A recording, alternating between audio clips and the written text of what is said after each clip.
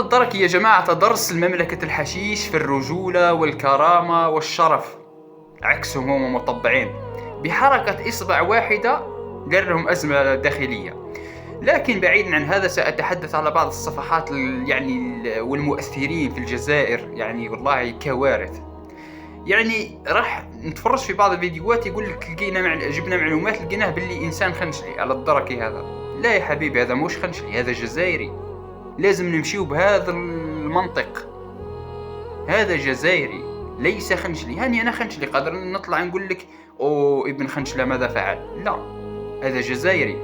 لأنكم بهذه العقلية في المستقبل راح تدخلونا في حيط. هناك أشياء تبدأ بسيطة وبعد ذلك تكبر يا جماعة.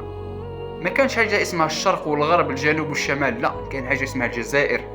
ما كانش حاجة اسمها خنشلة وتبسة وآلجي ووهرن وجيش، لا، كاين حاجة اسمها الجزائر.